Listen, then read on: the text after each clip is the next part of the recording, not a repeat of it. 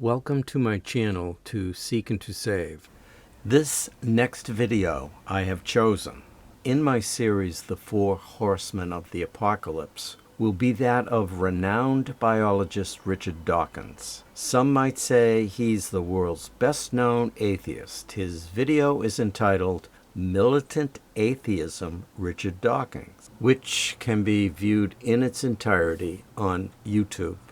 I will segment this video, just like the previous, with Dr. Sam Harris for questions and follow-up. First segment. The Elephant March from Aida is the music I've chosen for my funeral. And you can see why it's triumphal. I won't feel anything, but if I could, I would feel triumphal at having lived at all, and at having lived on this splendid planet and having been given the opportunity to understand something about why I was here in the first place before not being here.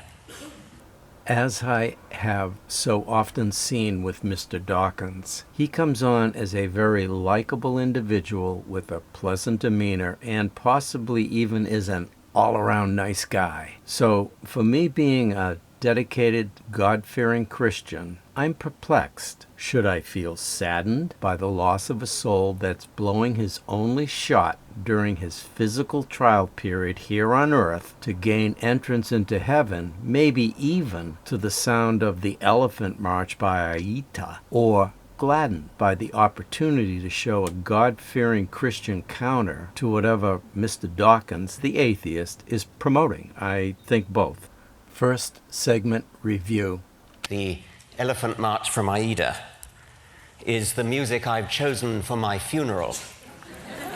And you can see why it's triumphal. Interesting that he leads in with his imaginary death. Triumphant, beating the drums of the sons of darkness, stamping out the sons of light. Then he states, I won't feel anything, but if I could, I would feel triumphal at having lived at all. Again, he imagines how it would feel if he could look back on his life after death. The good news, Mr. Dawkins, from a Christian perspective, you will not have to imagine it. Everyone will know what's happening after their death. The sons and daughters of the light go to their reward, and the sons and daughters of darkness to theirs. Next up. What I want to urge upon you is militant atheism.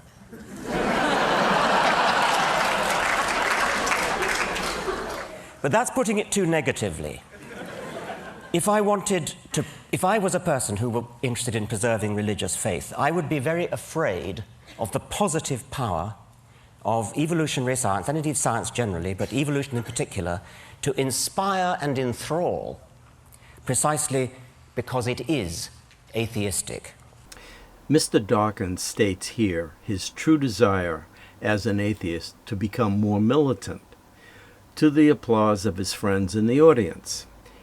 Interesting his pronunciation of evolutionary, how apropos to call it evolutionary. Then he swings into, if a person were interested in preserving religious faith, I would be very afraid of evolutionary science because it is atheistic. This is precisely why I'm not afraid. My faith doesn't count on new scientific discovery made by an atheist or a creationist, for that matter, or anyone's ability to tear apart the Old Testament like how many animals could fit on Noah's Ark. My faith is only predicated on the fact that Jesus Christ died and was resurrected for my sin debt. Next up.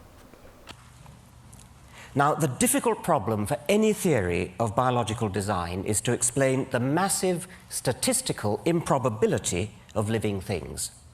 Statistical improbability in the direction of good design.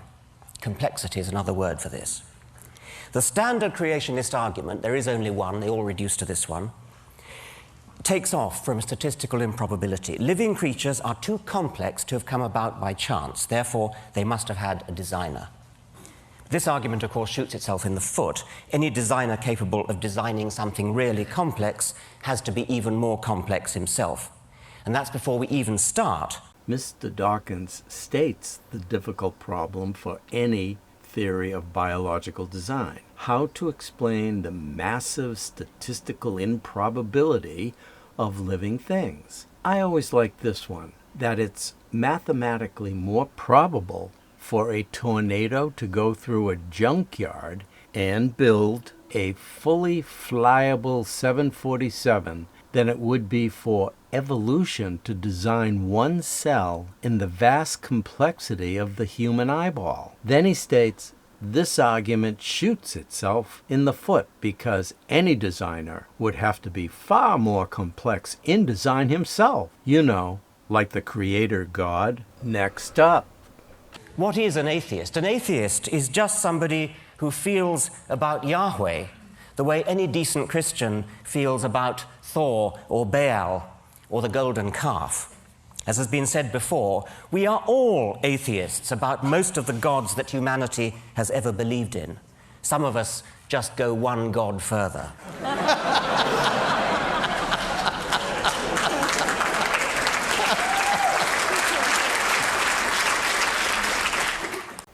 It's easier for most atheists to put all religions in one big bag. That way, when you insult, they will say, he must be talking about someone else's religion, not mine. However, as we all know, their main target is Christianity, right at the top of the list. Next up.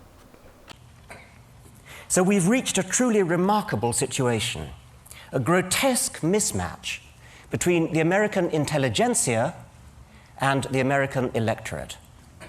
A philosophical opinion about the nature of the universe, which is held by the vast majority of top American scientists, and probably the majority of the intelligentsia generally, is so abhorrent to the American electorate that no candidate for popular election dare affirm it in public.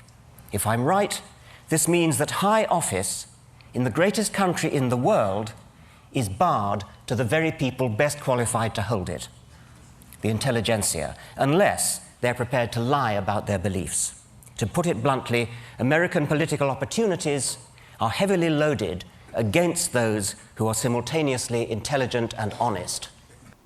Mr. Dawkins now talks about the gross mismatch between the American intelligentsia and the American electorate on a philosophical opinion about the nature of the universe. He now presents his theory on why those who may be running for office or even higher office are prevented from running because of their belief on how the universe came into being. This never came across my mind when I was voting. I was always concerned about better economy, better school system, less crime. But I do have to disagree about those who are godless not making it into office. There are plenty of homosexual, lesbians, and pretty soon transvestites entering office because it's the latest barrier to break. Right now, however, America is in trouble because of the intelligentsia,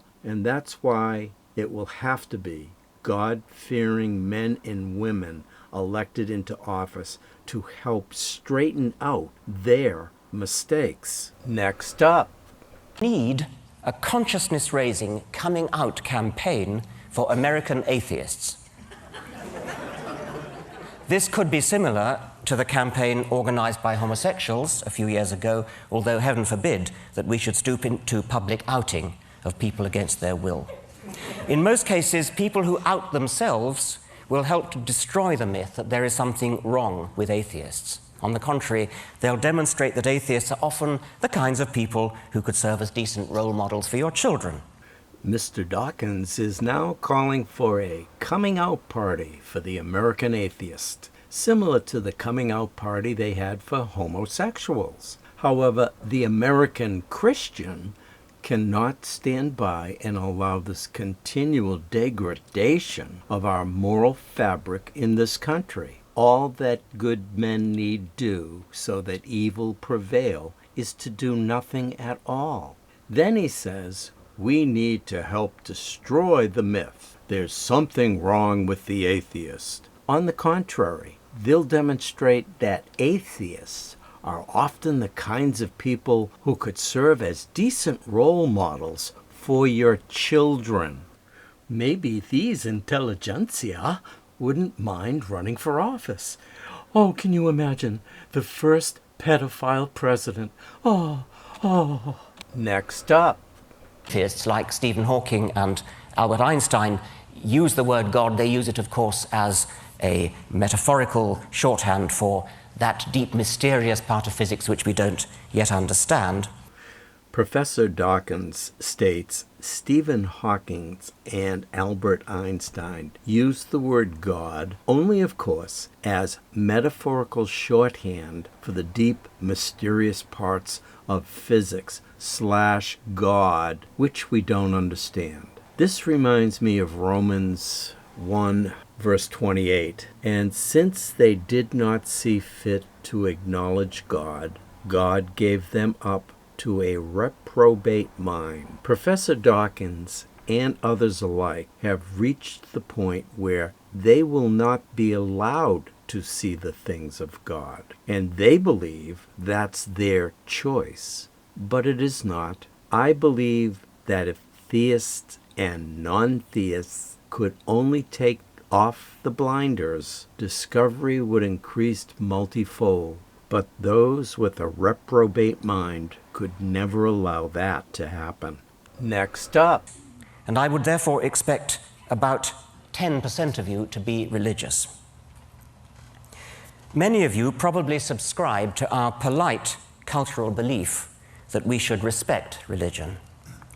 But I also suspect that a fair number of those secretly despise religion as much as I do.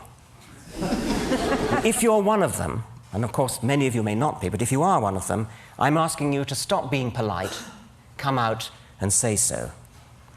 And if you happen to be rich, give some thought to ways in which you might make a difference. The religious lobby in this country is massively financed by foundations, say nothing of all the tax benefits, by foundations such as the Templeton Foundation and the Discovery Institute. We need an anti-Templeton to step forward. If my books sold as well as Stephen Hawking's books, instead of only as well as Richard Dawkins's books, I'd do it myself. People are always going on about how did September the 11th change you? Well, here's how it changed me. Let's all stop being so damned respectful. Thank you very much. I will finish this review of Professor Dawkins as he preaches to his choir at TED. He feels that 90% of his audience is atheistic and maybe 10% have some sort of religious belief system, but perhaps some of those hate religion as much as he does. To their applause, then makes a plea for funding so he can go on the attack, and interjects the September 11th terrorist attack as a good reason for that funding. However, Christianity is still in that bag of religions you hate, Professor. In finishing up, it's now more apparent to me that atheists in general have all the same feelings that Professor Dawkins has, and that is throwing every religion into one big bag so it can all be tossed out. For me, my belief system is in Jesus Christ only. I believe in his miracles and all of those things that are recorded that he said purely because of the martyrs that were with him at that time. I want to do a rebuttal video on those atheists that want to talk about that, not the mysterious wonderings of those things that are happening in our universe.